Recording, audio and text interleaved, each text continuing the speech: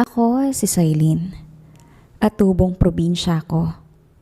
Napadpad ako sa Maynila dahil sa nag-iisang kahilingan ng aking yumaong kapatid. Tinanggap ko iyon at nangakong tutuparin. Ngunit hindi ko inaasahan na ito pala ang magpapabago ng aking kapalaran. Tunghayan ninyo ang kwento ng aking buhay pag-ibig. Sigurado ka bang luluwas ka na pa Maynila bukas? Halos kalilibing lang ng kapatid mo. Saan ng tiyahe ni Sailin na si Frelia? Opo, babalik na lang ako sa 40 days niya. At saka mayroon pa po akong kailangang asikasuhin. Kinabukasan nga ay lumawas na ng Maynila si Sailin. Ibig nitong sa laong madaling panahon ay matagpuan nito si Mauro. Walang ideya si Sailin kung nasaan ang lalaking iyon ngayon.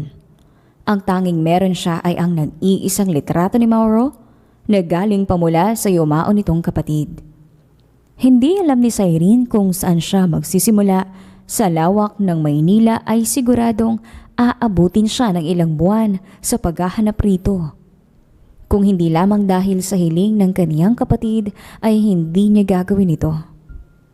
Nang makababa si Sailin sa bus, ay agad siyang naganap ng mauupuan.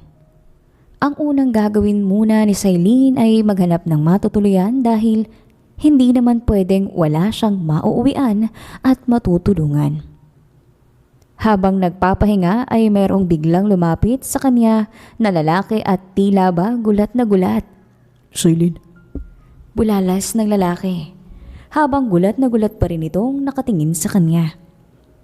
Hindi alam ni Sailin kung ano ang kaniyang gagawin dahil hindi naman niya kilala ang lalaking ito. Marahil ay kakilala nito ng kaniyang kambal na si Sailin dahil tinawag naman siya ng lalaki sa ganoong pangalan. Mabilis na umupo sa tabi ni Sailin ng lalaki. Hindi mo na ba ako naaalala? Ako to, si Gabi. Kasama mo ko sa trabaho dati. Saan ng lalaki? Napangiti na lamang si Sailin at saka tumango-tango sa lalaki. Nako, pasensya ka na ha. Sa sobrang dami kong iniisip ay nakakalimutan ko na yung mga bagay-bagay. Pati na rin yung mga tao. Napatawa na lang ang lalaki at sinabing naiintindihan niya naman si Sailin. Dahil kagagaling lang umano nito sa pagpapagamot dahil sa aksidente. Nagulat si Sailin nang marinig iyon dahil hindi naman na aksidente ang kapatid nitong si Sailin. Namatay si Sailin dahil sa sakit nitong leukemia. Nagkaroon nga ng bagong iisipin si Sailin dahil ang alam pala ng mga kakilala ng kaniyang kapatid rito sa Maynila ay naaksidente ito. Saka ba kasi napunta pagkatapos mo makaksidente? Ang nakarating lamang sa amin na balita ay inuwi ka raw ng kapatid mo pero di naman namin alam kung saan. Umuwi ako ng probinsya at doon nagpagamot. Mas makakapagpahinga kasi ako ron kaysa dito sa Maynila. Sabagay. Kibit balikat na saad ni Gabi. Ngunit bakit hindi ka man lang nagparamdam? Kay tagal kang hinanap ni Mauro. Alam na ba niyang nandito ka na? Hindi agad nakasagot si Sailin sa tanong ni Gabi. Kung siya lamang si Sailin ay makakasagot siya agad sa tanong nito.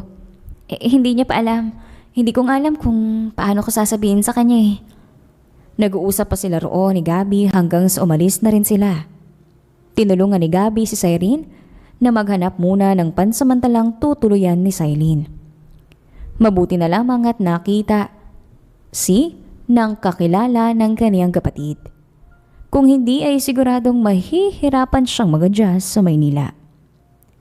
Binigay din sa kanya ni Gabi ang numero ni Mauro sa telepono.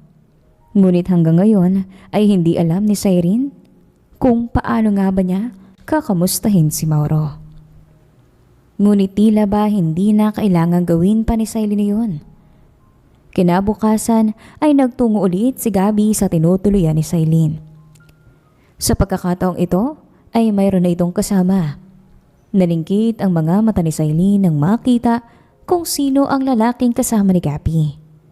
Hindi pa man sila tuluyang nakakapasok ay agad na siyang niyakap ng lalaki. Kaagad namang naalala ni Sailin kung sino ang lalaki ito. Siya, ang lalaki mula sa litrato na ibinigay sa kanya ng kanyang yumaong kapatid. Si Mauro. Siren, Bulalas ni Mauro at niyakap siya ng mahigpit. Hindi alam ni Sailin kung ano ang gagawin niya. Hindi niya matukoy kung yayakapin ba niya pabalik ang lalaki ito. Hindi na malaya ni Mauro na humihigpit na pala ang yakap nito kay Sailin, kaya naman ay hinila ni Gabi si Mauro ng bahagya. Pinatuloy ni Sailin ang dalawa. Hindi lubos sa kalain ni Sailin na sa kaunting panahon lamang ay magbabago ang kaniyang buhay. Parang kahapon lamang ay iniisip niya kung paano niya hahanapin ang lalaki ito. Ngayon ay nasa harapan na niya. Ngayong hindi pa naman niya lubusang kilalang lalaking ito, ay hindi talaga alam ni Sailin kung paano ba siya aakto kapag kasama niyang lalaki. Nagkamustahan sila at hindi man lang mailayo ni Mauro ang kanyang tingin kay Sailin. Ngunit hindi mapigilang mapansin ni Mauro na tila ba mayroong nagbago sa kilala nitong Siren. Iniisip niya na lamang na baka iyon ay sanhi ng pagkakaaksidente ni Siren. Hindi alam ni Mauro na hindi na nga talaga si Siren ang nasa harapan nito kung hindi ay si Sailin. Hindi alam ni Sailin kung ano nga ba talaga ang tunay na relasyon ni Siren at Mauro. Ang tanging nasabi lang nito ay hanapin at aalagaan niya si Mauro. At isa pa ay wala siyang alam ni isang bagay tungkol kay Mauro, kaya ng araw din na iyon ay nagsaliksik si Sailin patungkol sa pagkatao ni Mauro. Doon ay napag-alaman niya na isa rin pala itong bigati na negosyante. Si Siren ang sekretarya nito ng mga nagdaang araw. Bukod sa mga negosyo at personal information patungkol kay Mauro, ay wala na itong nalaman pa tungkol sa kanya. Ang buong akala ni Sailin ay hanggang doon na lamang, hanggang sa nakita nito ang isang article patungkol sa love life ni Mauro. Doon ay nabasa niyang wala ngang sinasabi si Mauro patungkol sa kanyang buhay pag-ibig. Ngunit marami ang sabi-sabi na posibleng ang sekretarya nito ay ang kaniyang kasintahan. Napaisip si Sailin na baka nga nobyo ng kanyang kapatid na si Siren si Mauro. Ngunit upang makasigurado ay nagdesisyon si Sailin na sabihin ang lahat kay Gabi. Pakiramdam naman niya ay mapagkakatiwalaan si Gabi. Agad namang tinext ni Sailin si Gabi at nakipagkita siya rito. Mabilis namang pumayag si Gabi. Nang makarating nga si Sailin ay naroon na si Gabi at nagkakape.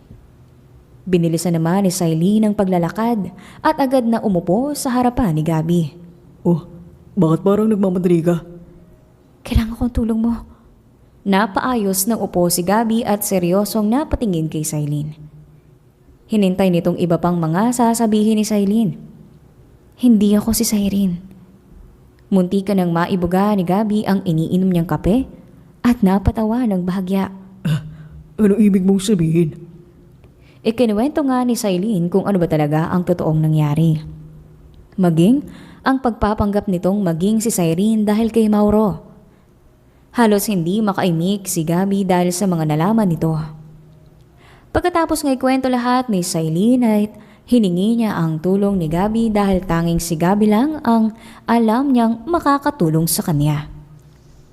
Sandali namang napaisip si Gabi at kalaunay pumayag din. Labis ang pasasalamat ni Sailin kay Gabi. Close na close kami ni Siren. Ay kung hindi ko lang siya matalik na kaibigan, ay ayaw kong manghimasok. Napatango naman si Sailin sa labis pa ring pagpapasalamat kay Gabi. Maya-maya pa ay natanong ni Sailin kung ano nga ba talaga ang relasyon ng dalawa.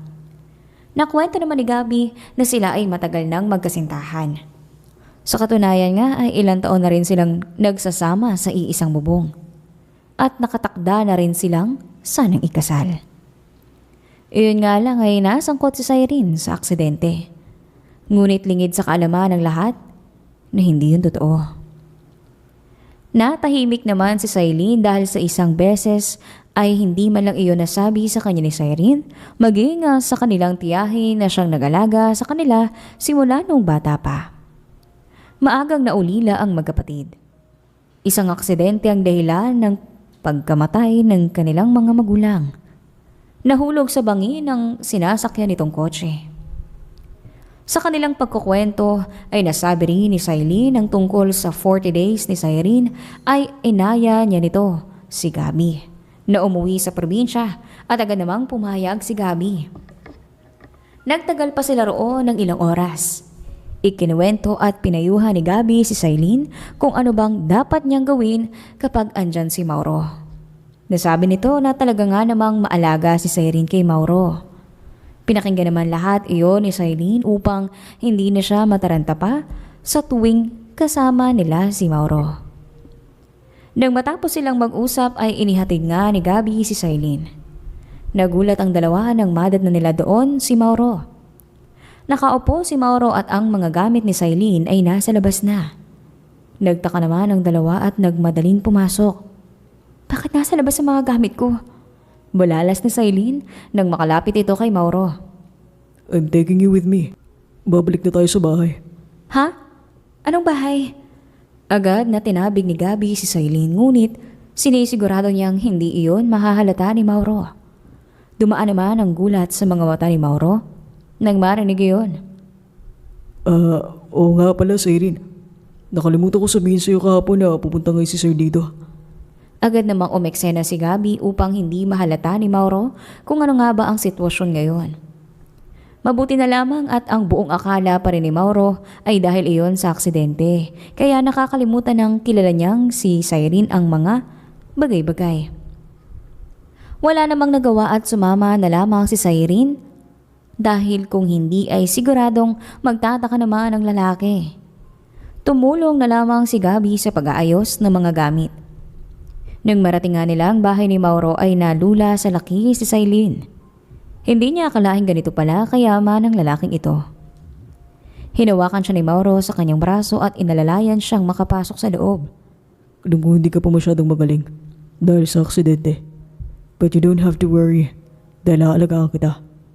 Nagulat si Cyrene nang halikan siya ni Mauro sa noo. Kahit pa kapatid mismo ni Cyrene ang nagsabing hanapin at alagaan niya si Mauro ay hindi pa rin mapigilan ni Cyrene ang mailang dahil hindi naman talaga siya ang kasintahan ng lalaking ito.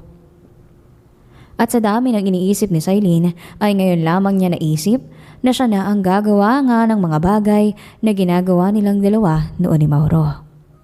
Doon pa lang ay tila ba gusto niyang umatras. Ngunit huli na ang lahat dahil nasa bahay na siya ni Mauro. Kahit kailan ay hindi pa naranasang mag-boyfriend ni Cyrene, kaya naman ay hindi sanay at bago pa lamang sa kanya ang mga bagay na ito. Hinawakan ni Mauro ang kaniyang kamay at inakay ito pataas. Naglakad sila sa isang pasilyo hanggang sa marating nila ang isang silid. Agad namang nanikip ang dibdib ni Cyrene dahil sa kaba na baka gawin nila ang isang bagay na naiisip ngayon ni Cyrene. Magpahinga ka na muna dito. Ako na ang bahala maayos ng mga gamit mo. Nakahinga ng maluwag si Cyrene nang iyon ang sabihin ni Mauro. Ang buong akala niya ay mayroon na itong gagawin sa kanya, lalo at hindi pa handa si Cyrene sa mga ganitong bagay. Salamat. Muli ay hinalikan ni Mauro ang noo ni Cyrene bago ito umalis. Tumayo lamang doon si Cyrene at hinintay na mawala sa paningin niya si Mauro. Ngunit hindi pa nga tuluyang nakakalayo, ay muling bumalik si Mauro at mabilis na hinalikan sa labi si Cyrene. Naestatwa si Cyrene sa ginawang iyon ni Mauro. Nalaki ang kaniyang mga mata at nakanganga siya roon sa pintuan. Hindi alam ni Cyrene kung ilang minuto siyang ganon bago muling bumalik sa ulirat. Kagad niyang sinara ang pintuan at napasandal roon. Napahaplos siya sa kanyang labi at ramdam na ramdam niya ang pamumula ng kanyang mga pisngi dahil nag-iinit iyon. Agad siyang napatakbo sa kama at nagtalokbong roon ng kumot. Sa edad na 26 ay iyon ang unang beses na mayroong humalik sa kanya. Sa edad din na iyon ay kahit kailan hindi pa siya nagkakaroon ng boyfriend dahil na din sa istrikto ang tiyahin nito. Kaya gano'n na lamang ang reaksyon ni Sailin dahil tila ba nagkaroon siya ng isang malaking kasalanan. Hindi na malaya ni Sailin na nakatulog na pala siya. At nang magising nga ito ay yakap-yakap na siya ni Mauro. Biglang nakaramdam ng hiya si Sailin, kaya naman ay bahagya itong gumalaw ngunit mas lalo lamang humigpit ang yakap sa kanya ni Mauro. Muling gumalaw si Sailin at sa pagkakataon nga na iyon ay nagising na si Mauro. Kinusot nito ang kanyang mga mata at napatingin kay Sailin. Where are you going? Inayos ni Sailin ang sarili at ngumiti ito kay Mauro. Nauuhaw ako. Kaagad na tumayo si Mauro at nagtungo sa ref upang ipagsali ng tubig si Sailin. Doon lamang napansin ni Sailin na wala palang damit na pang-itaas si Mauro. Matipuno at maputi ang pangangatawan ni Mauro. Kaagad na umiwas nagtingin si Sailin nang humarap sa kanya si Mauro upang ibigay ang tubig. Halos hindi lingunin ni Sailin si Mauro nang abutin nito ang tubig na siya namang ipinagtataka ni Mauro. Napangisi si Mauro at umupo sa harapan ni Sailin. Naiilang ka ba sa akin? Natatawa at tila ba nang aasar ang boses na tanong ni Mauro. Kaagad namang umiwas ng tingin si Sailin at umiling kay Mauro. Hindi bakit naman ako may ilang sa'yo? Bakit ka namumula? Hindi na lamang pinansin pa ni Sailin si Mauro at tumayo ito upang lumabas. 2:00 na ng hapon nang magising si Sailin, kaya naman paglabas niya pa lang ay agad na kumalam ang kaniyang sikmura. Agad namang sumunod sa kanya si Mauro at sakto namang nadatnan niya si Sailin na hinahaplos ang kaniyang tiyan. Agad siyang nilapitan ni Mauro at hinawakan nito sa kaniyang baywang. Nagugutom ka na ba? Napatango lamang si Sailin sa tanong ni Mauro. Inakay ni Mauro si Sailin pababa sa hagdanan na tila ba natatakot siyang may mangyari rito. Natatakot kasi si Mauro na mayroon na namang mangyaring masama sa kanya, kaya naman ay todo ingat ito kahit sa paglalakad lang. Nang makarating sila sa kusina ay sakto namang nagluluto ang isa sa mga katulong ni Mauro, kaya naman ay agad na rin silang nagpaluto ng kanilang kakainin. Habang kumakain ay napaisip si Sailin kung ano nga ba ang kahahantungan ng buhay niya sa piling ng lalaking ito. Hindi niya alam kung paano niya ito mamahalin o aalagaan man lang. Sa ngayon ay wala naman siyang nararamdaman kung ano tungkol kay Mauro. Ang gusto lamang ni Sailin ay tuparin ang huling hiling ng kanyang kapatid na si Sailin. Ngunit paano naman ang sarili niyang kaligayahan? Agad na napansin ni Mauro ang pananahimik ni Sailin kung kaya naman ay tinitingnan niya ito. Para kay Mauro ay marami nga talaga ang nagbago sa babaeng pinakamamahal niya. Ngunit iniisip na lamang niya na marahil ay sanhi iyon ng aksidenteng nangyari sa kanya. Hinawakan ni Mauro si Sailin ang kaniyang kamay at tinanong kung ayos lamang ba ito. Ngumiti lamang si Sailin at tumango lamang kay Mauro. Lumipas ang ilang naroon lamang si Sailin sa bahay ni Mauro. Tuwing umaga ay nagtutungo naman si Mauro sa kanyang opisina, kaya naman ay palaging iniiwang mag-isa roon si Sailin. Wala naman itong magawa, kaya naman ay minsan nakikipag-usap o tinutulungan nito ang mga katulong ni Mauro. Nalaman din ni Sailin ang tungkol sa paboritong pagkain ni Mauro, kaya naman ay ipinagluto niya ito.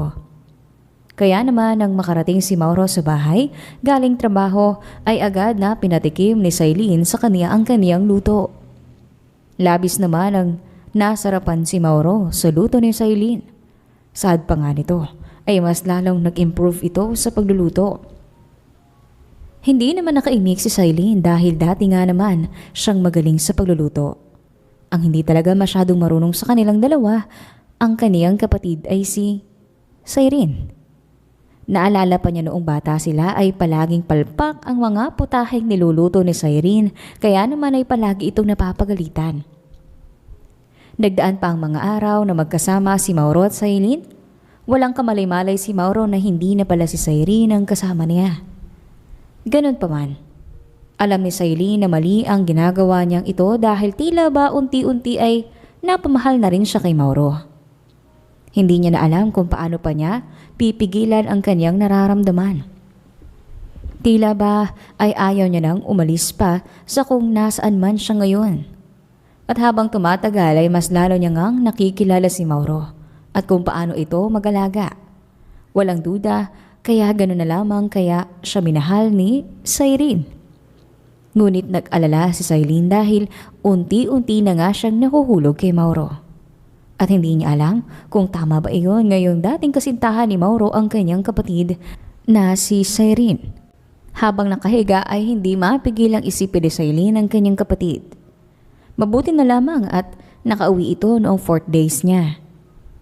Kasama si Gabby. Hindi alam ni Cyrene kung paano niya mapaniwala si Mauro sa mga dahilan niya para lamang huwag itong sumama sa kanya. At mabuti na lamang ay hindi nagsasawa si Gabby na tulungan si Cyrene. Naramdaman ni Cyrene na humiga sa tabi niya si Mauro. Humarap siya rito at agad namang nag-unan sa braso si Mauro. Walang pasabing mabilis na hinalikan ni Mauro si Cyrene sa labi na siya namang ikinalaki ng kaniyang mga mata. Natawa naman si Mauro sa naging reaksyon ni Cyrene. Bakit palagi ka nalang nagugulat sa tuwing hinahalikan kita? Paano naman kasi palagi mo na lang akong binibigla. Napatawa naman si Mauro at nangakong next time ay hindi niya ito bibiglain. Namula naman sa iya si Cyrene kaya tumalikod na siya rito. Bahagyang lumapit sa kanya si Mauro at iginiya ang mga kamay nito sa baywang ni Cyrene. Maya-maya pa ay bigla niya itong itinapat sa hinaharap ni Cyrene. Agad na tinanggal ito ni Cyrene at nagtalukbong ng kumot dahil sa sobrang hiya.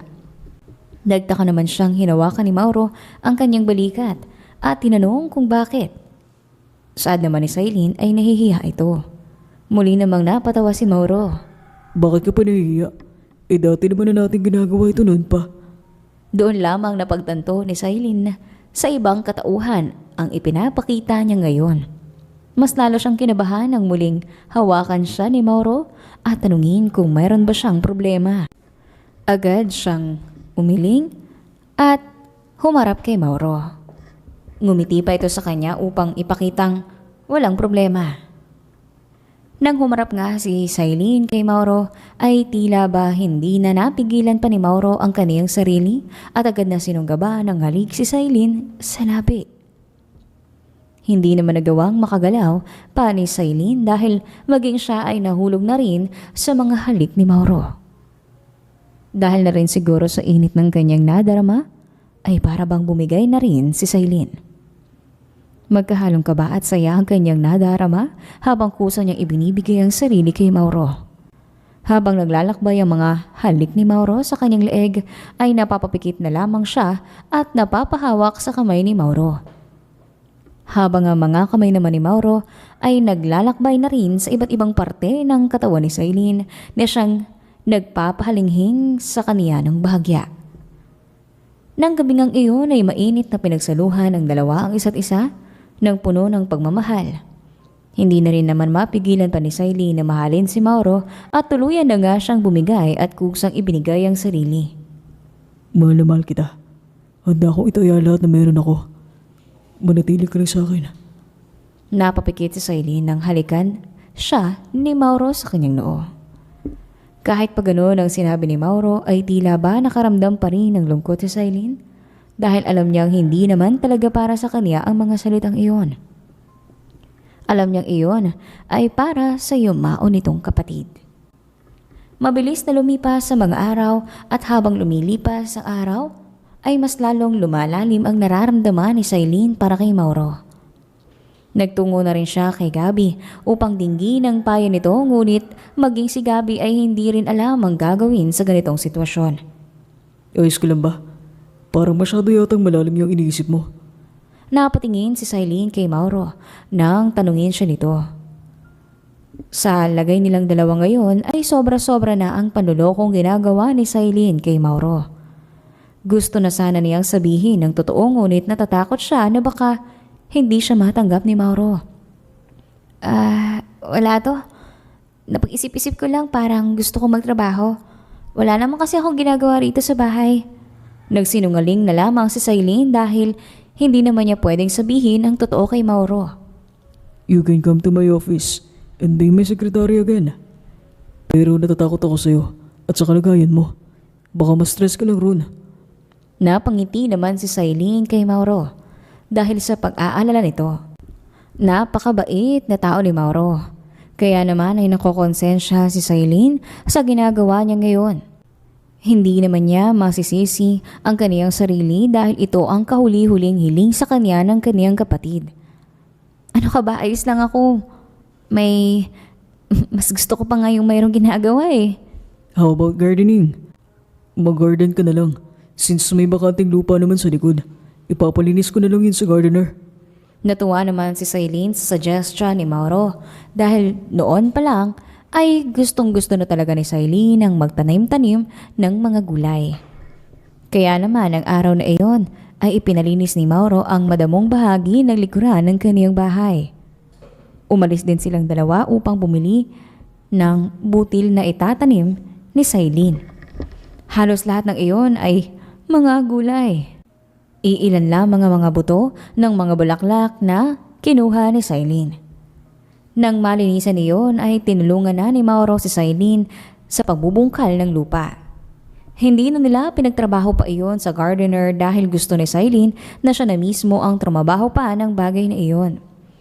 Kitang-kita ni Mauro ang saya sa mukha ni Sailin at iyon lamang ang gusto niyang iparanas sa kanya. Ang palagi itong masaya. Makita lang niyang masaya ang babae na pinakamamahal niya ay masaya na rin siya. Tahimik at nakangiting sinusuklay ni Mauro ang buhok ni Sailin habang sila ay nakahiga. Habang nakatingin kay Sailin ay para bang nakikita niya na ang buhay niya sa hinaharap. Siya na ang babaeng gusto niyang pakasalan at ayaw niya na itong pakawalan pa. Hinalikan niya sa noo si Sailin at bahagya niya itong ibinangon.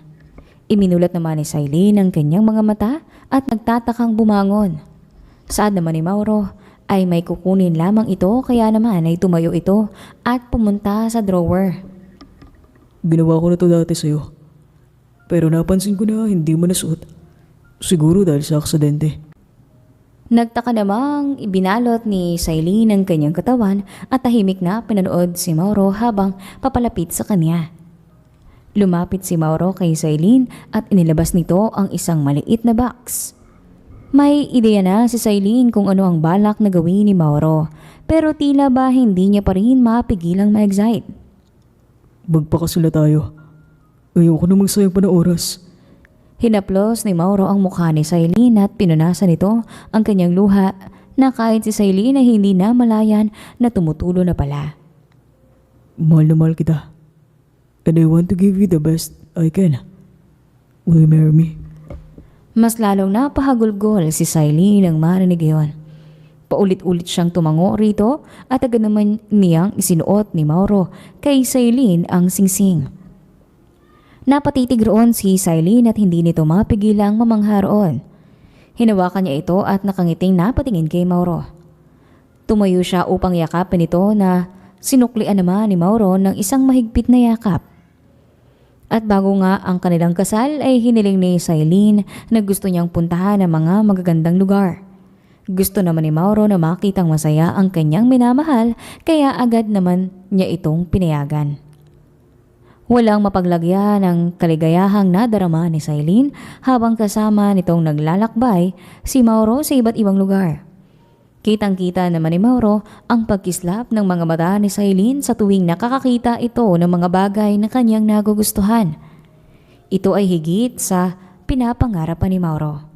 At sa panibagong yugto muli ng kanilang buhay, ay sisiguraduhin niyang maaalagaan niya ng mabuti ang babaeng pinakamamahal niya. Halos lumuhod siya noon sa kadadasal na sana ay nasa mabuti siyang kalagayan ng mga panahong nawala ito sa piling niya. Ano bang sasabihin mo at tila ba sobrang sayo mo? Nakangiting tanong ni Gabi. Hindi rin maitanggi ni Sailin ang kaligayahang kanyang nadarama. Maya-maya pa ay itinaas nito ang kanyang kamay at ipinakita ang suot nitong singsing. Nalaki ang mga mata ni Gabi at napataki pa ito sa kanyang bunganga. Bakla ka? Engaged ka na? Oh my gosh! Napatili pang saad ni Gabby. Napatigil lamang ito nang mapatingin ng mga tao sa paligid nila. Ngunit ang kasiyahang iyon ni Gabby ay agad na napalitan ng pag-aalala. Agad namang napansin niyon ni Cylene at alam niya na kung ano ang ibig sabihin nun. Alam ko iniisip mo, Cyrene. Huwag kang mag-alala. Uuwi ako sa probinsya at hihingin mismo ang basbas ng kapatid ko. Kahit pa man ganun ay gusto kong malaman niya pa rin kahit sa puntod ko na lamang siya makakausap. Ipagpapaalam ko sa kanya ang lahat ng to. Tumayo si Gabby at lumapit kay Cylene upang yakapin ito. Kung hindi lang siguro bakla si Gabby, ay matagal na siyang pinagsilosa ni Mauro. Ngunit alam naman ni Mauro na sila ay magkaibigan lamang. Kilala ko si Cyrene at alam kong maiintindihan ka niya. Kapag kaya mo nang sabihin ng lahat kay Mauro, ay ayain mo na siya mismo sa punto ni Cyrene. Napatango na lamang si Cylene. Nagpapasalamat siya at nakatagpo siya ng kagaya ni Gabby na sinamahan siya sa paglalakbay niyang ito. Marahil ay isa na rin ito sa gabay na binigay ng kanyang kapatid sa kanya. At katulad nga ng sinabi nito kay Gabby, ay umuwi si Cylene sa probinsya at nagtungo ito sa puntod ng kanyang kapatid. Kinausap niya roon ang kanyang kapatid. Kahit na alam niyang wala na siyang matatanggap na sagot rito. Sinabi nito na unti-unti nang natutupad ang kaisa-isang kahilingan niya. Kinuha niya na rin ang pagkakataong ito upang aminin sa kaniyang kapatid ang tunay na nadarama niya para kay Mauro at sana ay maunawaan niya ito.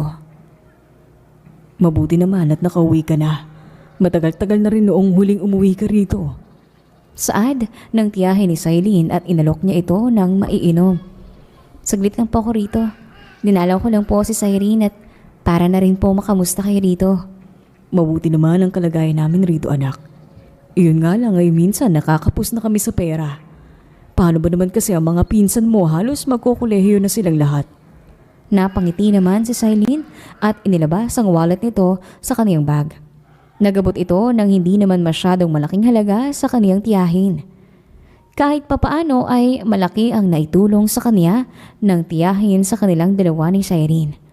At siguro ay oras na rin para pasalamatan ito sa lahat ng mga sakripisyong nagawa sa kaniya. Walang tigil namang nagpasalamat ang kaniyang tiyahin dahil sa tulong ni Cylene. Saad pa ni Cylene ay tawagan lamang nila siya kung kailangan nila ng tulong niya. Nagtagal nga lang ang 2 araw roon si Cylene at pagkatapos ay umuwi na rin ito agad sa Maynila. Naging maganda naman ang takbo ng buhay ni Cylene. Hanggang sa isang araw ay galing ito sa isang pagtitipon na kung saan ay inimbitahan siya ni Gabby. Hindi naman nakasama si Mauro roon. Kaya naman ay silang dalawa na lamang ang pumunta. Nung umuwi ay si Gabby na rin ang naghatid sa kanya. Agad na dumiretso si Cylene sa kanilang silid upang agad na magpalit at makapagluto para kay Mauro. Ngunit nagulat ito nang madatnang nakauwi na pala si Mauro at seryosong nakaupo sa kanilang kama na tila ba hinihintay siya.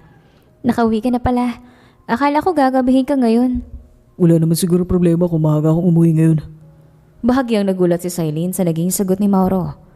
Tila ba mayroong kakaiba rito na hindi matukoy ni Cylene kung ano nga ba? Ganun pa man ay ngumiti na lamang si Cylene at iniisip na baka pagod lamang ito sa trabaho.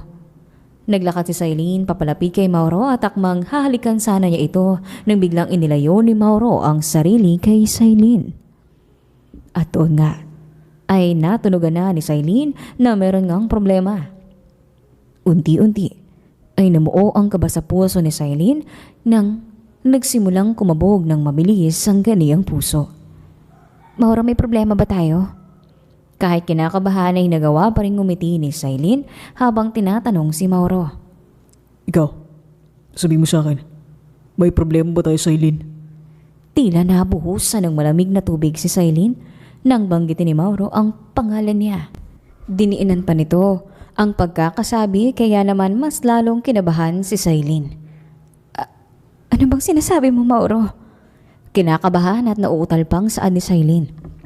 Hanggang kailan ka magsisinungaling sa akin, Sailin? Hanggang kailan mo itatago sa akin na hindi ikaw si Sailin? Hindi na alam pa ni Sailin kung ano ang kaniyang sasabihin. Napalahod ito sa harapan ni Mauro at sinubukang hawakan ang mga kamay ni Mauro, ngunit iwinaksi niya iyon. Mauro, patawarin mo ako. Sasabihin ko naman sana sa iyo. Kaso hindi ko alam kung paano ko sasabihin. Tumalikod si Mauro sa kanya at hindi ito sumagot. Pinipigilan ni Mauro ang lahat ng kanyang emosyon dahil natatakot siya sa kung anong pwede niyang magawa kay Sailin. Pack your things at lumayas ka na sa pamamahay ko. Sinubukan pang magmakaawa ni Sailin kay Mauro, ngunit tila ba nabulag na siya ng kanyang galit at buo na ang desisyon nitong palayasin si Sailin. Kaya naman ay walang nagawa si Sailin kung hindi ang kunin ang mga gamit niya at lumaya sa bahay ni Mauro. Puno ng takot at pangamba ang puso ni Sailin at hindi niya alam kung ano ang gagawin niya. Mahal niya si Mauro at ayaw niyang mawala ito sa buhay niya. Handa siyang gawin ang lahat ng makakaya niya, mapatawad lamang siya ni Mauro. Hindi niya alam kung saan siya pupunta, kaya naman ay tinawagan niya ang nag-iisang taong alam niyang matutulungan siya. Punong-puno ng pag-aalala si Gabi nang madatnan niyang luhaan si Sailin. Kagad niya itong tinulungan sa pagbubuhat ng kanyang mga gamit at tinanong kung ano nga ba ang nangyari. Ikinuwento naman lahat ni Sailin ang nangyari. Ano nang nangyari? Anong gagawin mo ngayon? Hindi ako titigil hanggat hindi niya ako napapatawad. Napumuntong hininga naman si Gabi at sa bahay nilang muna siya pinatuloy ni Sailin. Malaki-laki pa naman ang naipon nitong galing kay Mauro, kaya naman ay hindi siya magiging problema kay Gabi. Dahil tutulong naman ito sa mga bayarin, maghahanap na rin siya ng trabaho para naman hindi maubos ang ipon nito. Sinubukang magtungo ni Sailin sa bahay ni Mauro upang patuloy na magmakaawa rito. Ngunit katulad ng daddy ay pinagtabuyan lang din siya ni Mauro. Paulit-ulit lamang na ginagawa iyon ni Sailin. Maging sa opisina ay pinuntahan niya rin si Mauro para lamang makausap ito, ngunit pinakuha lamang siya ni Mauro ng security. Maging si Gabi ay naaawa na rin sa sitwasyon ngayon ni Sailin. Mas lalo itong pumayat at lumalim na rin ang mga mata nito dahil sa kaiiyak at puyat. Idagdag mo pa ang pagod nito sa tuwing galing siya sa trabaho. Hindi ka ba napapagod dyan sa ginagawa mo? At tagal mo ng ganyan pero hanggang ngayon ay galit pa rin naman sa'yo si Mauro. Napalingon sa Sailin kay Gabi nang magsalita ito. Kasalukuyan siyang naghihiwa ng karne at naglalaga ng gulay dahil ipagluluto niya si Mauro ng paborito nitong ulam. Hindi. Kung para kay Mauro lang din naman, ay hindi ko iisipin ng pagod. Pagpahingayin mo rin kayo yung sarili mo. Hindi matutuwa si Sailin kapag nakita niyang nasa ganyang kakalagayan. Napatigil si Sailin nang marinig ang sinabing iyon ni Gabi. Napaupo siya saglit at para bang sandali nitong naalala ang kapatid niyang si Sailin. Kay Sailin nagsimula ang lahat ng bagay na ito. Kung hindi dahil sa hiling ni Sailin, ay hindi naman hahantong sa ganito ang buhay ni Sailin. Ganun pa man ay wala naman siyang pinagsisihan dahil ang pangyayaring iyon ang nagbigay kulay sa buhay niya.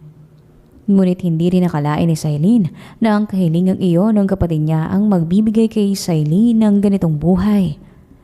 Habang binabagtas niya ang daan patungo sa opisina ni Mauro ay hindi pa rin mawala sa isip ni Sailin ang kanyang kapatid. Ito na nga ba ang kabayaran sa nagawa niya? Ngunit, kasalanan nga ba niya iyon kung iyon naman ang hiling ng kapatid niya? Nang makababa siya sa jeep na sinasakyan ay agad na namataan ni Sailin si Mauro, kaya naman ay nagmadali itong maglakad at hinabol si Mauro. Mauro! Halos mapatingin pa ang ibang tao nang tawagin ni Sailin si Mauro. Narinig naman siya ni Mauro at tumigil ito. Ngunit kunot ang noon nito at tila walang ganang tinignan siya ni Mauro hanggang sa makarating si Sailin sa kinaroroonan niya. Ano na naman kailangan mo? I already told you to stay away of my sight. Tila ba daan-daang kutsilyo ang tumusok sa puso ni Sailin nang marinig iyon. Mabuti nga at hindi na ganoon kasakit ang mga salitang nakukuha niya ngayon kay Mauro kumpara dati. Pasensya na. May ibibigay lang sana ako sa'yo. Iniangat ni Sailin ang hawak niyang paper bag na may lamang pagkain. Tinitigan lamang yun ni Mauro. Tila ba iniisip kung tatanggapin niya ba iyon o hindi. Sa huli ay tinanggap niya rin iyon. Natuwa naman si Sailin at halos tumalon ito sa tuwa, ngunit kaagad ding naglaho ang mga ngiti ni Sailin.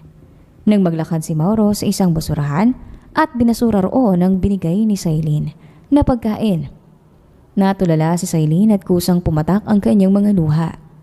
Nang bumalik ito sa olirat ay inayos nito ang sarili at naglakad papalayo sa lugar na iyon. Para bang lantang gulay at hindi makakain si Sailin nang makauwi ito. Hanggang sa lumipas na araw ay naging ganun ito at tuluyan hanggang natanggal sa trabaho dahil hindi ito pumapasok. Hindi naman mapigilang mag-alala ni Gabi dahil sa kalagayan ng kanyang kaibigan, kaya naman ay minabuti nitong pauwiin na lamang ito sa probinsya.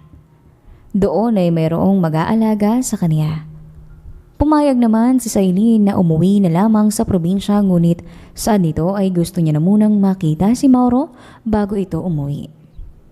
Kaya naman ay sinamahan ni Gabi si Sailin na pumunta sa opisina ni Mauro. Ibig na sana ni Sailin na huwag nang magpakita at ang gusto na lamang ay masilayan si Mauro mula sa malayo. Nang makarating nga sila doon ay hinintay na lang pumasok si Mauro. At sa wakas nang dumating na nga ito ay para bang nagkaroon ng sigla si Sailin. Ngunit agad na nawala iyon nang makita niyang may babaeng kasama si Mauro. Nagtatawanan sila at makikitang hindi peke ang sayang ipinakita ni Mauro sa babaeng iyon. Kumirot ang puso ni Sailin. Kaya naman napahawak siya roon, kaya naman ay agad siyang inalalayan ni Gabi. Ayos ka na ba, Sailin? Napangiti naman si Sailin na tumungo rito. Inayos nito ang sarili at inaya nang umalis si Gabi. Nang araw na din na iyon ay lumuwas na nga si Sailin pabalik ng probinsya. At sa pag-uwi nga nito ay iniwan na rin lahat sa Maynila ang mga alaalang meron sila ni Mauro. Ngunit kahit sa pag-alis nito ay hindi niya rin mapigilang umiyak. Sa huling pagkakataon ay nagbigay ito ng mensahe kay Mauro. Nagpaalam ito at makakasang hindi na ulit pa siya magugulo sa buhay ni Mauro. Pagkatapos niya ngang maisan iyon ay tinanggal niya ang kaniyang SIM card at itinapon ito.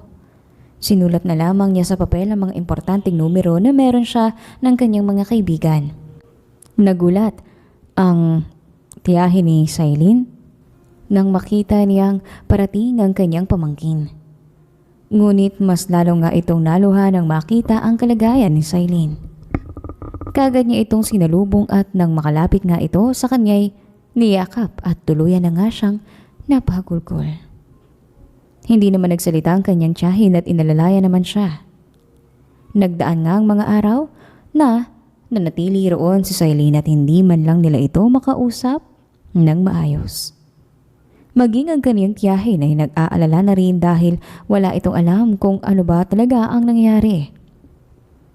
Natiling ganun si Sailin ng ilang buwan hanggang sa bumuti na nga ang kalagayan nito. Doon pa lang siya nagkaroon ng lakas ng loob na sabihin sa kaniyang tiyahin ang lahat ng nangyari. Ganun pa man ay hindi siya hinusgahan ng kaniyang tiyahin dahil naiintindihan naman niya ito.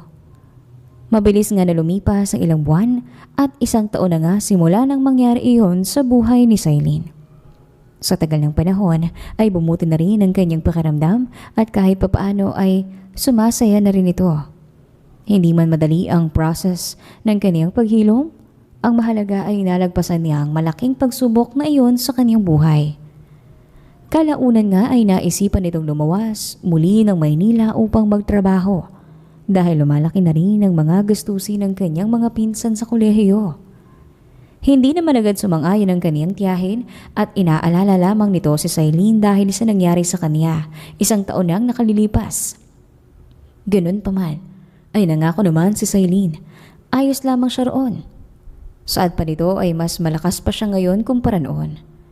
At isa pa ay maayos naman na siya kaya wala nang dapat pang ipag-alala ang kaniyang tiyahin. Sa huli ay wala namang nagawa ang kaniyang tiyahin kung hindi ang pumayag na lang. 6 na buwan pagkatapos umuwi ni Sailin sa probinsya, ay muling bumalik ang kanyang komunikasyon ni Gabby. Kaya naman ay sa kanya na rin ito nagpatulong na maghanap ng bagong trabaho.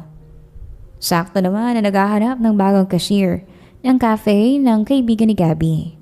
Kaya naman ay wala nang sinayang pa si Sailin na oras at agad na nag-apply roon. Sa mga nakalipas na buwan ay naging maayos naman ang trabaho ni Sailin. Nakakapagod ngunit kailangan niyang kumayo dahil mayroong mga umaasa sa kanya. Mataas naman ang edukasyon na tinapos ni Sailin, ngunit dahil nga kulang siya sa experience, ay hindi siya makapasok-pasok sa trabaho na talaga namang inaral niya. Patapos na yata yung shift mo. Ilang oras na lang makakauwi ka na naman. Natutuwang saan ni Kylie kay Sailin.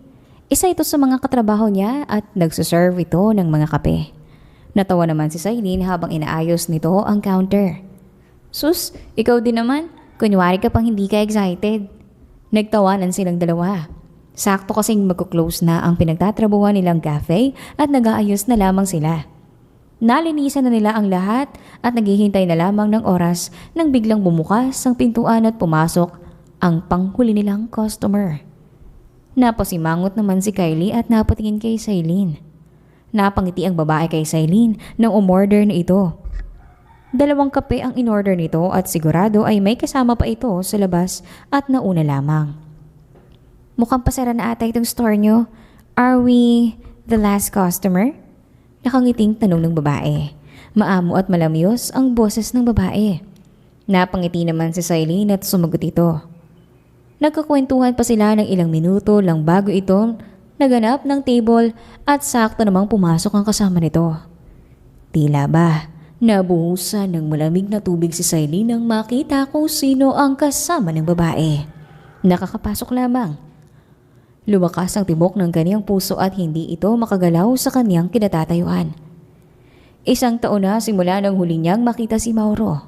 At nang makita siya ngayon, nakakapanibago at talaga nga namang nakakagulat. Kung babalikan ang mga pinagdaanan ni Sailin dahil kaya naman ay napakalaking parte ni Mauro sa buhay niya. Kaagad siyang tumalikod dahil sa takot nito na makita siya ni Mauro. Ngunit kaagad din niyang naisip na kahit na makita siya ni Mauro ay pakiramdam nito ay wala din naman siyang magiging pakialam. Tumalikod na nga lang si Sailin upang hindi siya makita ni Mauro ngunit biglang tinawag ni Kylie ang pangalan ni Sailin at napakalakas pa. Napapikit na lamang si Sailin sa inis at dahan-dahan itong umikot upang lingunin si Kylie. Nang makaharap ito sa kanila ay nakatingin na sa kanya si Mauro. Tila ba kabayong nagkakarera sa bilis ang tibok ng puso ni Sailin. Napatingin siya kay Kylie at tinanong kung bakit ngunit wala lang din namang sinabi si Kylie. Para bang gusto nitong kalbuhin si Kylie dahil sa kagagawa nito. Maya-maya pa ay tumayo na si Mauro at ang kasama nito ay umalis. Agad naman ang inayos ni Kylie ang mga ginamit nila at nang matapos nga sila ay nag-clock out din sila. Ano, daanan na ba ulit kita bukas? O naman, sayang pamasahe kung hindi. Nang makauwi nga si Sailin ay agad niyang ibinalita kay Gabby ang nangyari. Gulat na gulat naman si Gabby dahil ang alam nito ay wala pa sa Pilipinas si Mauro. Ang ipinagtataka lamang nito ay nang sabihin ni Sailin na may kasama itong babae. Samantala wala namang maalala si Gabby na nagkaroon na ng bagong girlfriend si Mauro simula na maghiwalay sila. Nagdaan nga ang mga araw ay madalas na makita ni Sailin si Mauro sa cafe. Araw-araw tuwing umaga ay naroon na ito. Sa dalaw nga ni Mauro roon ay kabisado na ni Sailin ang in-order nitong kape. Kapag naka-order na ito ay diretso siya sa kaniyang table at ilalabas ang laptop nito. Paglabas na ng cafe ni Sailin at Kylie nang may biglang tumawag kay Sailin. Napatingin silang dalawa nang makita kung sino iyon. Punong-puno naman ng gulat si Sailin nang makita iyon. Nakita niyang nakasandal si Mauro na tila ba mayroong hinihintay. Hinintay ni Sailin ang iba pang sasabihin ni Mauro, ngunit hindi rin naman ito agad nakapagsalita. Pauwi ka na ba? Napatingin si Sailin kay Kylie bago ito sumagot kay Mauro. Oo, bakit? Kalbitok, kahit saglit lang. Nagpaalam muna si Sailin kay Kylie at sinabing hintayin niya muna ito saglit. Pumayag naman si Kylie dahil saan ni Sailin ay saglit lang naman. Naglakad ng dalawa patungo sa kotse ni Mauro. Ano namang gusto mong pag-usapan natin? Napatitig si Mauro kay Sailin na para bang nangungulila ito sa kanya. Kumusta ka na? Napatigil si Sailin nang tanungin niyo ni Mauro. Kahit pa isang taon na ang nakalipas ay tila ba hindi pa rin nakakalimutan ni Sailin ang ginawa ni Mauro sa kanya. Tila ba napalitan ng galit ang mga nadarama noon ni Sailin kay Mauro. Kung dati ay pagmamahal yun, tila ba ngayon ay hindi na. Pinapunta mo ba ako dito dahil lang dyan? Hindi na pigilan ni Sailin ang bugso ng kaniyang damdamin. Hindi naman makasagot si Mauro at nakatitig lamang sa kanya. Pagkatapos ng ginawa mong pagtataboy sa akin, tatanungin mo ko na parang walang nangyari. Maayos ako, Mauro. Maayos na maayos ang buhay ko. Agad na tumalikod sa kanya si Sailin at naglakad ito papalayo sa kanya. Nang makauwi ito, ay agad nitong kinuwento kay Gabi ang nangyari. Pinakinggan naman ni Gabi ang lahat ng iyon at nagbigay ng payo rito. Sailin, I understand that you're mad at him. But he also have the right to be mad at you after nang ginawa mo. And if it's okay kung hanggang ngayon ay ayaw mo pa siya makausap at hindi mo pa siya kayang patawarin. Forgiving takes a lot of time. Pagkatapos nga nilang mag-usap ay nagpahinga na rin si Sailin. Kahit pa ganoon ang payo ni Gabi sa kanya ay hindi pa rin mawala ang galit sa puso nito. Sa isang taon na hindi sila nagkita at hindi nito alam kung ano ba talaga ang pinagdadaanan niya. Hindi niya alam kung gaano kahirap lagpasin ang mga pagsubok na iyon na siya lang mag-isa. Kinabukasan ay napansin ni Sailin na hindi nagtungo roon si Mauro. Natawa na lamang ito dahil iyon pa lang ay tila ba umaayaw na ito. Kung si Sailin man lang ang dahilan bakit palagi itong naroon, ay pakiramdam ni Sailin mahina si Mauro. Buong araw ay hindi nakita ni Sailin si Mauro.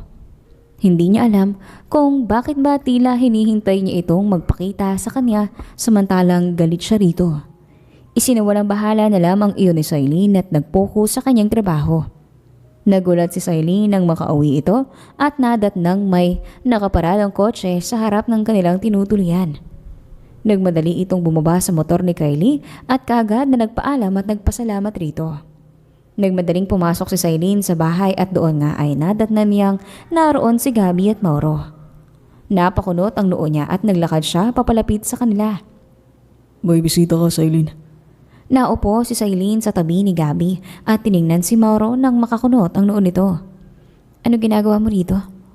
Hindi naman sumagot si Mauro at napatingin kay Gabi.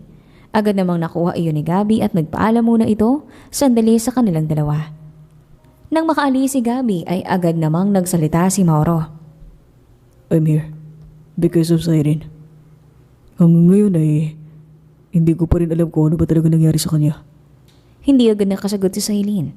Ang buong akala ni Sailin ay alam na ni Mauro ang lahat ng nangyari kaya nito nalaman ang tunay na katauhan ni Sailin. Napasandal si Sailin sa kanyang inuupuan at natulala. Yun lang ba? No. I also want to see you.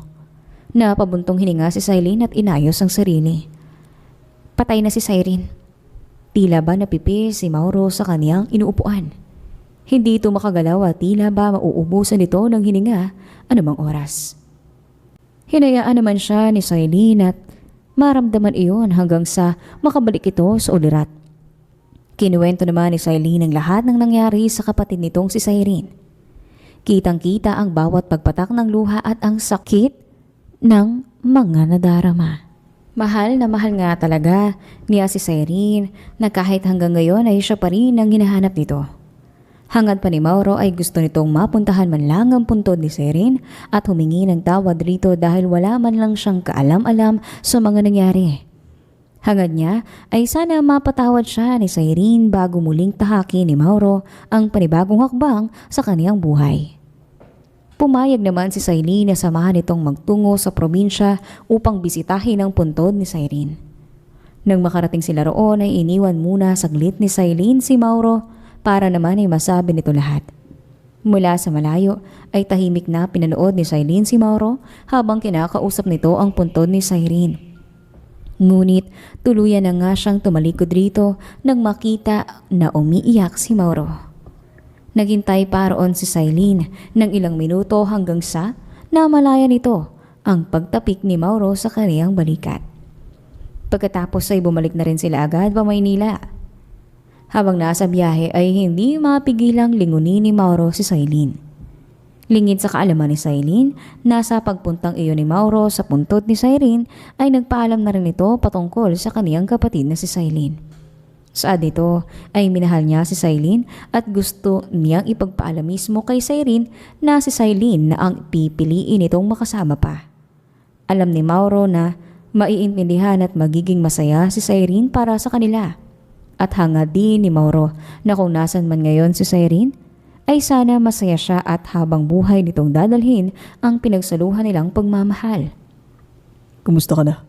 I never heard anything about you since that day. Napalingon si Cylene nang biglang magsalita si Mauro. Maayos naman ako. Ikaw, kamusta ka naman? As usual, ganun pa rin. Trabaho lang inatupag. Napatango naman si Cylene. Bigla ay naalala nito ang nakita niya ng araw na iyon sa cafe. Kaya naman ay napairap na lamang siya. Nang makarating sila ay akmang bababa na sana si Cylene sa sasakyan nang biglang hinawakan ni Mauro ang kamay nito. Cylene, sandali lang. Tumigil naman si Cylene at hinintay ang iba pang sasabihin ni Mauro. Cylene, I'm sorry. Sorry sa mga nagawa ko during that time. Nanlambot ang puso ni Cylene nang marinig iyon. Alam ni Cylene na kahit papaano ay siya ang simula ng lahat ng ito. Kung hindi siya nagpanggap na siya si Cyrene, ay hindi naman magagalit ng ganun si Mauro.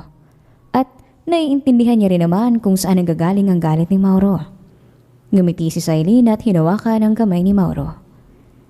Pinapatawad na kita, Mauro. Sorry din sa nagawa ko. Gusto ko lamang tuparin ang hiling ng kapatid ko. Ngumiti si Mauro sa kanya. Pagkatapos ay bumaba na rin si Cylene at nagpaalam kay Mauro. Nang makapasok ito ay agad naman siyang tinanong ni Gabi at masayang ikinuwento ni Cylene sa kanya ang mga pinag-usapan nila. Masaya naman si Gabi at niyakap nito si Cylene. Masaya ito na sa wakas ay nakapagpatawaran na rin ang dalawa. Alang-alang na rin sa yumaong kapatid ni Cylene na pareho namang importante sa buhay nila. Nang sumunod na araw nga ay nagulat si Cylene nang pumasok ito sa trabaho. Iniabot sa kanya ng kanyang katrabaho ang isang bulaklak. Hindi nila sinabi kung kanino iyon galing. Buong araw iniisip ni Cylene kung kanino nga ba galing iyon. Hanggang sa pagdating ng uwian ay namataan niya si Mauro na naghihintay sa kanya. Tinanong ni Cylene kung ano nga ba ang ginagawa ro ni Mauro. Sagot naman nito ay hinihintay siya nito at inayang kumain sa labas. Noong una ay nagdadalawang isip pa si Cylene ngunit kalaunan ay pumayag din naman ito. Hindi niya malaman kung bakit biglang naging ganito sa kanya si Mauro. Hindi naman kasi nito sinabi kung ano nga ang tunay na intensyon niya, kaya naman ay hinayaan lamang niyang gawin iyon ni Mauro. Dumaan ang mga araw na ganun pa rin ang nangyari. Sa tuwing papasok si Cylene sa trabaho ay mayroon itong bulaklak. Ayaw naman niyang mag-assume na galing iyon kay Mauro dahil wala naman itong sinasabi. Hanggang sa isang araw ay natanong ng kaniyang katrabaho kung maliligaw ba nito si Mauro. Agad namang napailing si Cylene roon. Sa tanungang iyon ng kaniyang katrabaho ay mas lalaw na curious si Cylene. Kung sino nga ba ang lalaking iyon? Buong araw ay iyon lamang ang kanyang laman ng isipan. Hanggang kinabukasan ay nasagot na nga ang lahat ng katanungan sa isip ni Cylene. Nang pumasok ito ay nadatnan niyang may hawak na bulaklak si Mauro na tila ba mayroon itong hinihintay. Nang makita nga ni Mauro si Cylene ay agad itong tumayo at nakangiting naglakad papalapit sa kanya. Maingat itong ibinigay ang bulaklak kay Cylene. So ikaw nga yun. Saan ni Cylene? Tinutukoy nito ang tao na kadalasang nagbibigay ng bulaklak sa kanya tuwing umaga. Napatawa naman si Mauro at hindi naman niya itinanggi iyon. Nag-araw din na iyon ay sinabi din ni Mauro kung ano nga ba ang tunay na intensyon niya kay Sailin. Saan dito ay gusto niyang magsama o magsimula ulit silang dalawa at gusto niyang ligawan si Sailin. Pumayag naman si Sailin sa sinabing iyon ni Mauro. At tulad nga ng sinabi ni Mauro ay pinatunayan naman ito kay Sailin kung gaano niya kagustong magsimula sila ulit kasama si Sailin. Sa umaga ay sinusundo niya ito papasok sa trabaho. At tuwing lunch naman ay sinisigurado niyang nakakain na si Sailin. Minsan ay dinatnatnan niya pa ito ng pagkain dahil hindi na maasikaso pa ni Sailin ang kumain. At sa tuwing uwian naman ay wala ring palya si Mauro sa paghatid kay Sailin. Sa tuwing kailangan ni Sailin ng masasandalan ay sinisigurado ni Mauro na palagi siyang nandyan para pakinggan ang mga hinanakit nito sa buhay. Nagpatuloy iyon ng ilang buwan hanggang sa dumating na nga ang matagal ng pinakahihintay ni Mauro. Ginawa ang lahat ni Mauro para kay Sailin hanggang sa ilang buwan ay tuluyan na ngang ibinigay ni Sailin ang matamis niyang oo. Hindi may paliwanag ni Mauro ang kanyang kaligayahang nadarama nang sinagot na siya ni Sailin. Masaya naman si Sailin nang makitang ganon katuwa ang kaniyang boyfriend. Saan ni Sailin ay deserved naman yun ni Mauro dahil talaga ngang pinaghirapan nitong kunin muli ang loob at tiwala ni Sailin. Nagpatuloy nga ang kanilang relasyon ng ilang buwan. At kahit nga ganun na rin sila katagal ay hindi nagbago kahit kaunti ang paraan ng pagtrato ni Mauro kay Sailin. Araw-araw niya pa rin itong binibigyan ng bulaklak. Wala pa rin itong palya sa paghatid at sundo kay Sailin.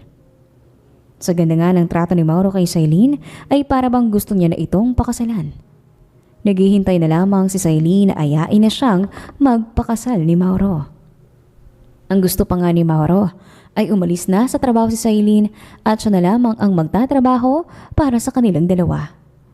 Ngunit hindi pumayag si Sailin. Saan ito ay marami pa siyang mga bagay na gusto niyang matutunan. Maging ang kitain ng sarili nitong pera. Makalipas nga ang ilang buwan ay dumating na nga ang pinakahihintay ni Sailin. Isang araw, habang maaraw at kasulukuyan silang nasa beach. Masayang nagkukwentuhan at masayang tinatanaw ang malalaking alon mula sa karagatan. Biglang hinawakan ni Mauro ang kamay ni Sailin at lumuhod ito sa kaniyang harapan. Mangyak-ngyak at hindi alam ni Sailin kung ano ang magiging reaksyon niya nang inabas ni Mauro ang isang maliit na box na mayroong singsing. Tuluyan nang umiyak si Sailin nang ayain na siyang magpakasal ni Mauro. Kulang na lamang ay tumalon sa tuwa si Sailin dahil roon. Hindi niya may paliwanag kung gaano siya kasaya at para bang gusto niyang ipagsigawan iyon sa buong mundo. Bago nga ang kasal nila ay gusto ni Mauro na mag-travel muna sila abroad. Saan ito ay titignan niya raw kung saang bansa ang maganda para sa honeymoon nila na siya namang tinawanan ni Sailin. Bakit ka ba natatawa? Ayaw mo ba na ganun? Gagawin natin ang unang baby natin sa napakagandang lugar. Bahagya namang nahiya si Sailin nang sabihin niyo ni Mauro dahil kasama pa naman nila ang ilan sa kanilang mga kaibigan. Ngumisi naman ng mga kaibigan ni Mauro nang marinig iyon. Ilang anak ba yung gusto mo? May isasuggest akong bansa para sa inyo. Giit na isa sa mga kaibigan ni Mauro. Oo nga. At dalian nyo dahil kadin-kadin na kami magkaroon ng inaanak. Dagdag pa ng kaibigan ni Mauro na siya namang kinantsawan nila. Napatayo na lamang roon si Sailin at umalis dahil nahihiya rito. Natatawa namang hinabol ito ni Mauro at inakay pabalik roon. At hindi nga talaga magbibiro si Mauro nang sabihin nitong gusto niyang mag-travel muna silang dalawa abroad. Kagad ngang inasikaso ni Sailin ang kanyang passport at none. Maasikaso nga niya iyon at na-approve ang kanilang visa at wala na silang sinayang panooras. Sa loob nga ng isang buwan ay 5 bansa na ang napasyalan nila. Nagpahinga lamang muna saglit at pagkatapos ay nagpatuloy sila. Hindi maipaliwanag ni Sailin ng tuwa na kanyang nadaramdaman sa puso at labis siyang nagpapasalamat kay Mauro dahil kung hindi dahil sa kanya ay hindi naman niya mararating ang mga bansang iyon. Sa mahigit 3 buwan nga na pagta-travel nila sa iba't ibang bansa ay nagdesisyon nga nilang dalawa na magpakasal na. Umuwi ng probinsya ang dalawa upang sunduin ang mangilan-ngilan na kamag-anak ni Sailin upang makadalo rin sa kasal. At isang linggo nga pagkatapos ng araw na iyon ay tuluyan na nga silang nagpakasal. Hindi lamang mga malapit na kaibigan ni Sailin at Mauro ang dumalo, kung hindi ay pati na rin ang mga employees at business partners ni Mauro. Masaya silang dumalo at batiin ang dalawa sa panibagong yugto ng kanilang buhay. Masaya namang isinara ni Sailin at Mauro ang nakaraang kabanata at handa na silang buksan ang kanilang panibagong istorya. At sa panibagong kabanata nga ng kanilang buhay, sa kanila namang minahal ng lubusan ang isa't isa. Pinanatili nilang masaya ang isa't isa at sinisigurado nilang hindi nila napapabayaan ang kanilang sarili at pagmamahalan. Sa pagsasama nilang dalawa ay marami silang natutunan. Sabi nga ng karamihan ay mahirap ang pag-aasawa. Kakayanin mo ang lahat ng iyong makakaya. Kahit mahirap, ay kailangan niyong ilaban ng isa't isa alang-alang sa inyong pagmamahalan. Kabilang rin dito ay kailangan ninyo ang gabay ng isa't isa. At sa oras ng pangangailangan ay ang isa't isa lamang ang inyong matatakbuhan. Pagtapos nga ng isang taon ng kanilang pagsasama ay nabiyayaan din sila ng kambal na anak na babae na kanila namang pinangalan ng Sandy at Sandra. Labis ang pagdadasal ng mag-asawa na sana ay palaging masaya at malusog ang kanilang mga anak. Habang patagal nga ng patagal ang kanilang pagsasama ay mas lalo namang nagkakaroon ng kaligayahan sa kanilang mga puso. Hindi lubos maiisip ni Mauro na sa isang iglap ay magbabago ang kanilang buhay. Kung masaya noon ay higit na mas masaya naman ngayon. Lubos siyang nagpapasalamat sa Diyos na biniyayaan siya ng ganitong buhay. Mabuti na lamang at hindi niya sinukuang mahalin si Sailin. At mabuti na lamang ay pinili nilang magpatawad kaysa talikuran ng isa't isa. Napapangiti na lamang si Mauro sa tuwing napapanood nito ang kanyang asawa at mga anak na masayang naglalaro. Doon pa lang ay napapawi na agad ang pagod nito. Makita niya lang silang masaya at masaya na rin siya. 3 taon nang nakalipas simula nang ipanganak ni Sailin ng kanilang kambal at tila ba nagbabalak na si Mauro na sundan na rin ng kanilang kambal. Pagkatapos nilang patulugin ng dalawa, ang kanilang kambal ay inaya muna ni Mauro ang kanyang asawa na tumambay muna sa labas dahil mahangin. Pumayag naman si Sailin at hawak kamay silang nagtungo sa veranda. Agad na dumampi ang malamig na simoy ng hangin sa balat ni Sailin. Agad naman niyang hinaplos iyon dahil nakaramdam siya ng katamtamang lamig. Nilalamig ka ba? Napatango si Sailin sa tanong ng kaniyang asawa. Agad namang tumayo ng ayos si Mauro upang isuot kay Sailin ang suot nitong jacket. Nang maisuot niya iyon ay niyakap niya mula sa likod ng asawa. Inamoy niya ito sa kanyang leeg na siya namang nagpaigtad kay Sailin dahil malakas ang kiliti niya roon. Siniko niya nang bahagya si Mauro at napatawa naman si Mauro kaya naman ay inulit niya iyon para asarin palalo ang kaniyang asawa. Maya-maya pa ay humarap sa kaniya si Sailin at hinalikan si Mauro sa labi. Nagulat naman si Mauro at kinuha naman ni Sailin ang pagkakataong iyon upang tumakbo palayo sa kaniyang asawa. Agad naman nakabawi si Mauro at hinabol niya rin ito. Dahil hamak na mas matangkad naman si Mauro, ay agad niya ring naabutan si Sailin at binuhat ito patungo sa kaniyang kama. Inihiga niya roon si Sailin at agad na sinunggaban ng labi nito. Hindi naman nakagalaw si Sailin dahil sa laki ba naman ang katawan ni Mauro, ay mas malakas pa rin ito kaysa sa kanya. Kaya kahit anong gawin ni Sailin, ay hindi siya makakalaya mula sa pagkakayakap ni Mauro. Nang maghiwalay ang kanilang mga labi ay agad na sinabi ni Mauro na sundan na nila ang kanilang 2 anak. Natawa naman si Sailin sa sinabing iyon ni Mauro. At ng gabing iyon nga ay talaga namang sinigurado ni Mauro na makakaubuo sila. Dahil pagkaraan nga ng 2 buwan ay muling nagbuntis si Sailin. Masaya naman ang mag-asawa dahil magkakaroon na rin ulit sila ng kalaro ang 2 panilang anak. Ang gusto pa ng 2 ay baby brother.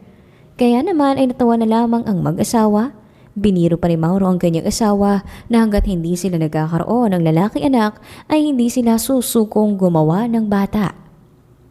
At sa kanilang pagsasama ay hindi pa rin nila nakalimutang bisitahin si Cyrene. Ang naging daan kung bakit sila nagtagpo. Sobrang pagpapasalamat nilang dalawa at hinayaan niyang magmahalan silang dalawa. Kahit palumipas na ang mahabang panahon ay hindi nila kakalimutang dalawin si Cyrene dahil naging malaki ang parte niya sa buhay pag-ibig ni Mauro at Cyrene. Makalipas nga ang ilang buwan ay tuluyan ngang nanganak si Cyrene. At sa pagkakataong iyon ay babae nga naman ang naging kanilang anak. Pinangalanan nila itong Cyrene upang kahit papaano parang nakakasama na rin nila ang kapatid ni Cyrene. At nang sa ganoon ay habang buhay nila iyong makakasama. Mas lalo ngang naging pilyo si Mauro dahil sa bunso nila. Dahil kasi sa sinabi nito na hindi sila titigil hanggat wala silang lalaking anak. Kaya naman ay halos gabi-gabi nitong kinukulit ang asawang si Cyrene na siya namang pinipigilan ni Cyrene. Dahil halos 5 buwan pa lamang ang kanilang bunso. Natatawa na lamang si Mauro sa tuwing kinukulit nito ang asawa dahil sa itsura nitong namumula siya at tila ba unang beses pa rin nilang gawin ang bagay na iyon. Tunay ngang masarap ang pagmamahal kapag ikaw ay nasa tamang tao na. Tipong hindi mo kailangan mag-alala dahil sila ay nagtakda para sa iyo. Hindi mo kailangan maghanap at mas lalong hindi mo kailangang madaliin dahil pagdating sa panahon ay kukusang darating ang para sa iyo. Sa tamang tao ay hindi mo kailangang magmakaawa sa isang bagay na kusa namang dapat ibinibigay. Sa tamang tao ay hindi mo kailangang baguhin ang sarili mo para lang manatili sa iyo. Ngunit sa tamang tao ay matututunan mong baguhin ang mga bagay sa sarili mo na hindi maganda para sa relasyon nyo. Sa pag-iibigan ni Mauro at Cyrene, ay natunghayan natin na ang pag-ibig ay hindi lang dapat puro masasaya. Minsan ay kailangan mo ding dumanas sa isang mahirap na pagsubok upang makarating sa kung saan ba kayo nararapat. Ang isang pag-ibig ay nagpapatawa din. Walang pagmamahal ng hindi nagpapatawad.